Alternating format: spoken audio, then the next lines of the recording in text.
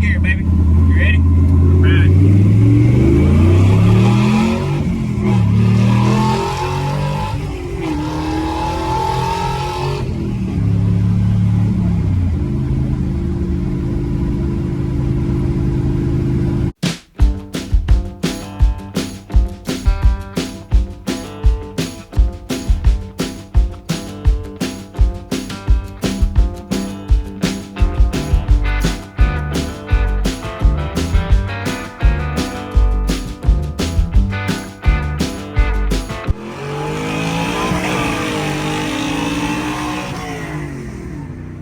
What's going on, everybody? Appreciate y'all tuning the channel today here at 323 Fabrication. Working on Johnny Cash some more. Just kind of some piddly stuff, waiting on parts to come in and whatnot. But I did get the rubber in for the rear glass. So I stopped by Lowe's this morning and bought a bunch of stainless hardware because I don't have that really expensive pop metal trim ring that nobody reproduces. Got on eBay and they're about 300 bucks. But those are well used, and whether or not, you know, the threaded bosses on them be any good and all that jazz, I don't know. Don't care that much.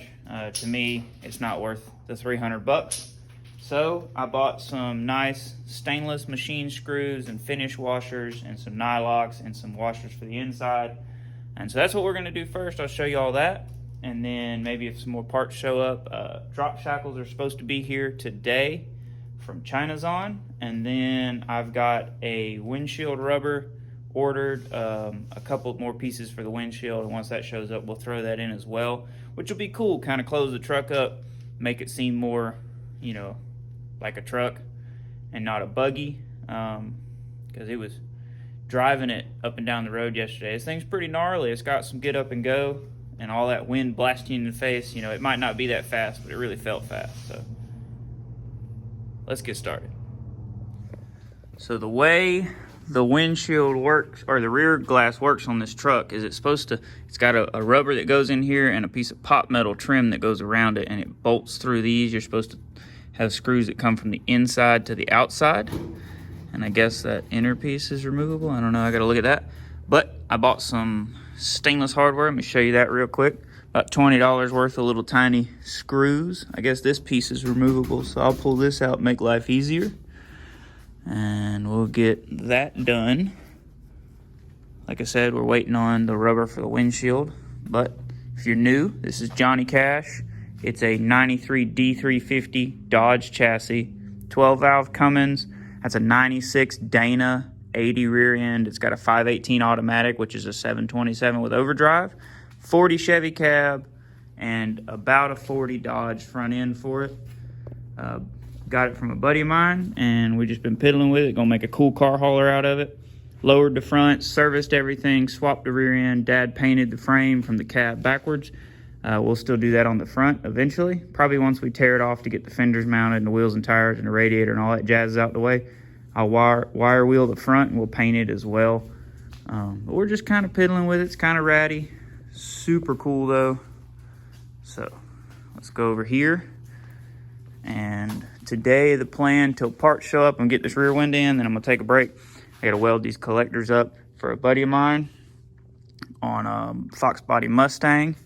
We're waiting on reducers to show up for those to go from 3.5 to 3 inch. And I got this Bronco cage to weld up. So this is what I bought. I got shorted one finish washer, but there was 14. It's supposed to be 15, but 14 is the amount of holes in the rubber and in the truck. 10 24.5 inch stainless machine screws, flat washers, and nylocks. So I have 2 of those left, quite a few of those left. I guess about 22 of them. Should have had one of them left, but anyway, this is what I came up with. So this is what it'll look like from the outside, on the outside of the rubber, nice and clean. And then you'll have a washer and a nylock on the inside, and I might have to go back and cut those down, I don't know, but that's the plan. 14 of them. This glass looks to me like somebody laid a pattern out and hand cut it, because it's not real straight, but it does appear to fit correctly in the truck. So assuming it fits and seals in the rubber, we should be good to go. So let's get it in there. Can you dig it? That's what we ended up with. It was a little bit of a job to get the glass in there. I don't think the glass is quite as big as it should be, and these rubbers are directional. They've got about halfway through them is bigger on one side, for the stud to set in there, the threaded boss nut part off of the trim. So the bigger that side goes out, which also gives you a little more lip to contain the glass. And it's not perfect, and it's also, you know, it's gonna relax over time and fit a little bit better, I believe. But we got it in there, looks good. Those little finished stainless machine screws, 1024.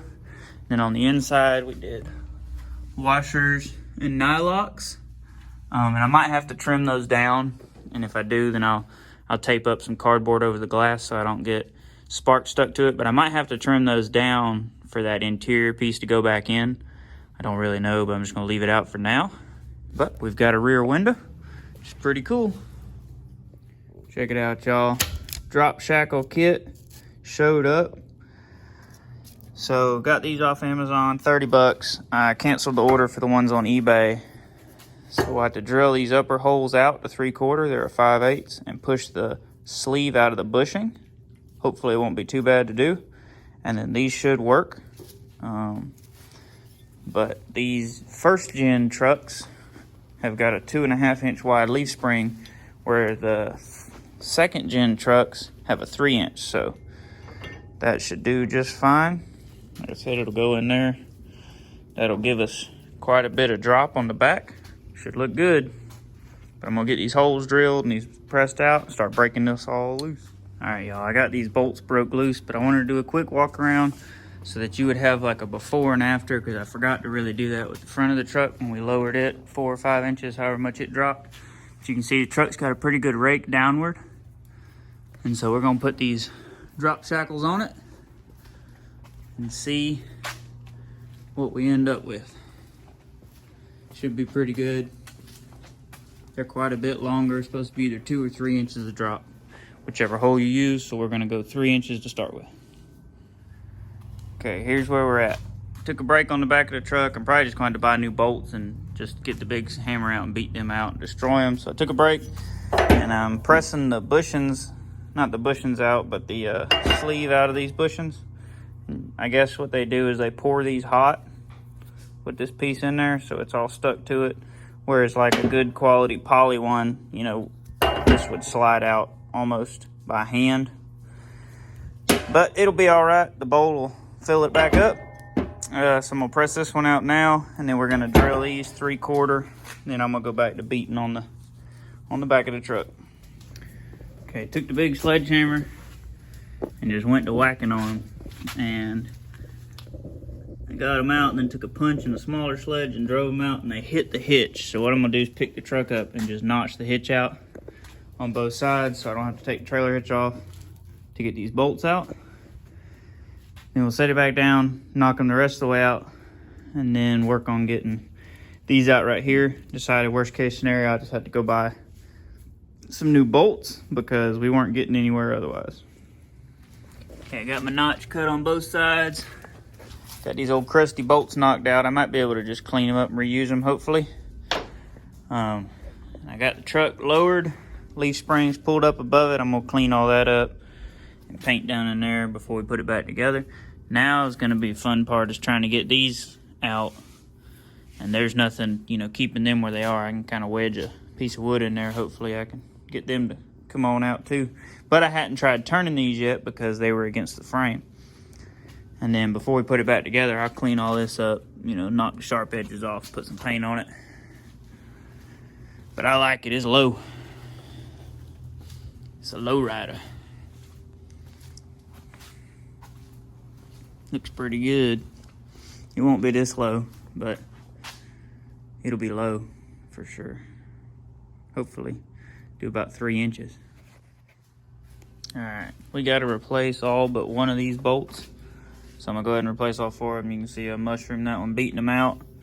But I cleaned them up just in case they'd be usable. And there's literally only one that's not gonna fight the nut on. This one's not usable at all. So might as well replace all 4, but I'm gonna use them as temporary pins right now. I took some axle grease, greased everything up, greased the bushings up, the bearing, or the bolts and everything. And so now I'm gonna set it back down on it. That way we can get some bolts in it and be able to move the truck, because every time I've picked the truck up and set it down, it's creeped forward. So we're almost out of lift now. That way I can move the truck backwards where it's supposed to be. Plus we'll be able to see what the ride height looks like, because it'll be Monday before I get bolts. Well, I get bolts today, but it'll be Monday before I'm back at the shop. So I'm gonna go get a floor jack, get the lift repositioned in the front because it's almost out from under the frame, and we'll get it set back down. Okay, we've got it temporarily bolted now. I am gonna have to come back in here. You can see that whatever bolts I buy, I'll probably grind the top of the bolt off a little bit, and then I'm gonna grind these rivets down a little bit on both sides. This side's worse than the other side. This side's actually hung up, but it should be okay. This side slides past it when you jump on it, but that should, you can see it's a little, well, you might not be able to in the camera, but it's a little higher on the passenger side in the back, and I'm guessing just because it's hung up on that rivet. But the truck's about 3 inches lower in the rear. We use the top bolt hole, which is where it needs to be. It needs to be, honestly, these things could be 2 inches taller, would suit me fine, but it's all good. They're gonna do just what we need them to. But now we can get the truck kind of pushed back where it's supposed to be. That way when we pick it up again, it'll be fine. But I gotta go to Lowe's and get hardware. But man, I love this truck. Definitely better with it lower. And then I guess I need to work on some mounts right here for the exhaust on each side. That way I can take my wooden blocks off. But I love it. Let's see, get back here. I don't know how well y'all will be able to tell, but it's definitely lower, which is a good thing. It's gonna be a cool hot rod.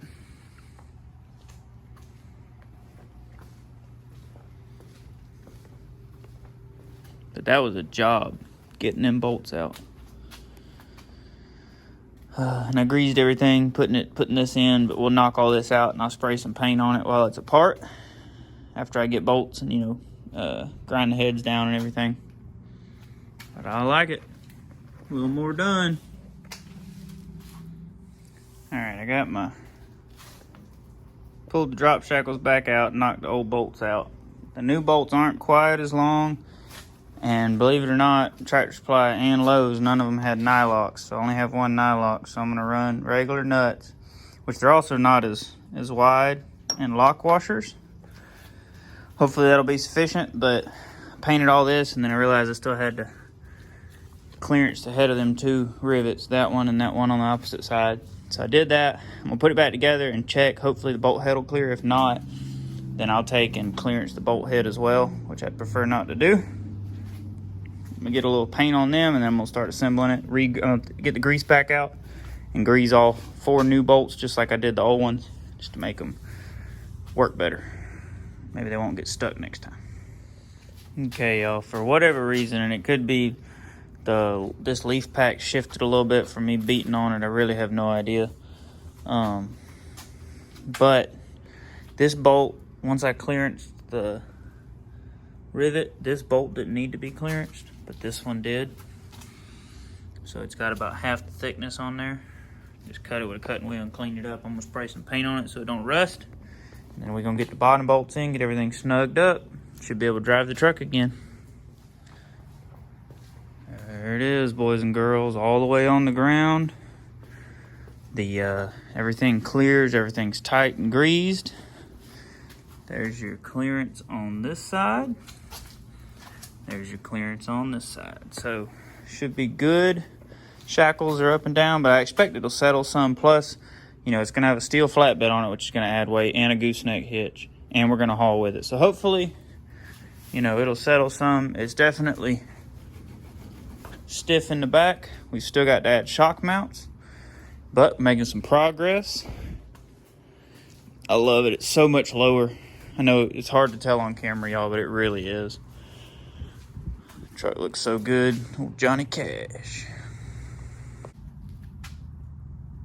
Back out here in the shop finally. I think it has been a week and a half, maybe 2 weeks since I have worked on Johnny Cash.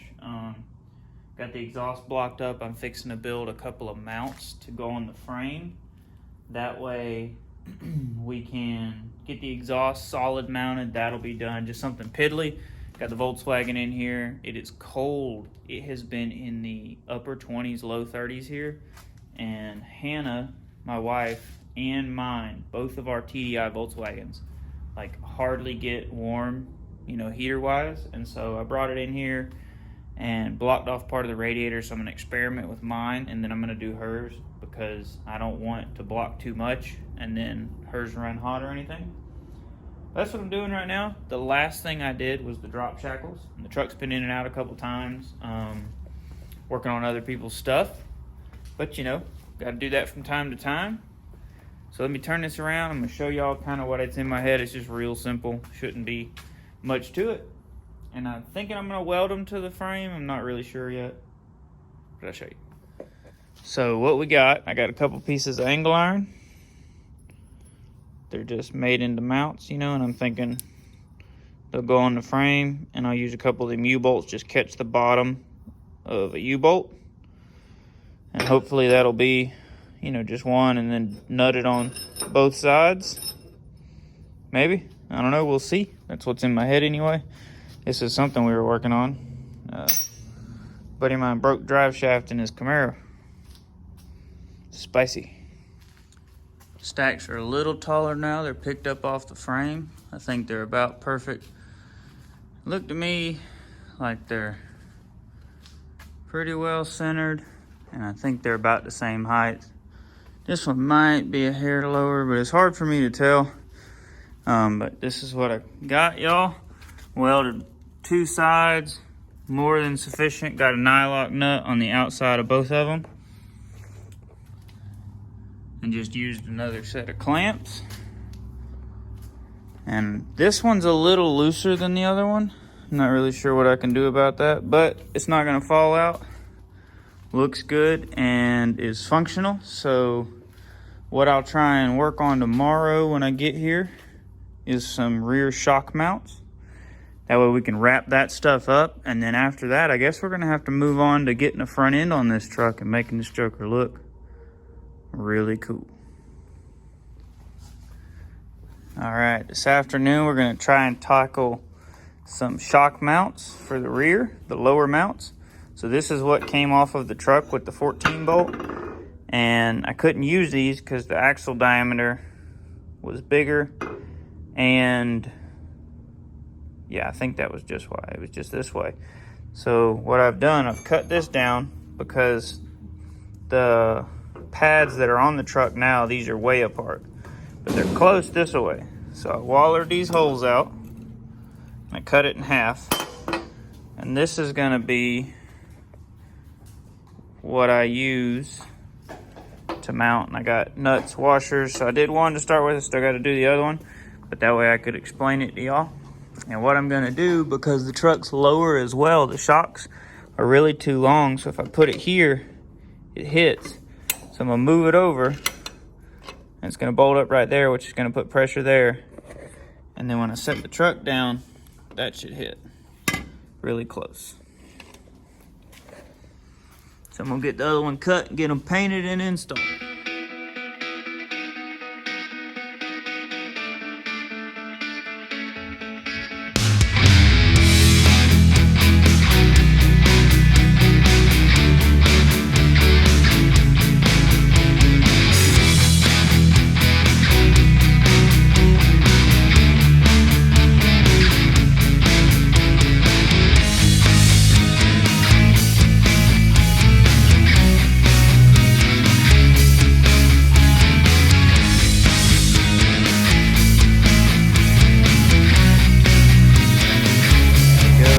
Got them both done, both fit.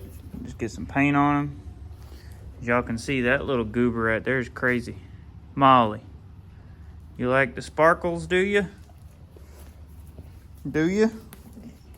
See it? You're crazy. We're on the ground now. Shocks are hooked up, and it's basically, I mean, there's no weight on the lift. It's setting at ride height. They're functional, but I think it might have too much angle on them. And they're also like almost maxed out at resting position, so I won't have a lot of upwards travel, which isn't really an issue. And this truck is going to get a bed. Don't plan on doing any jumps with it.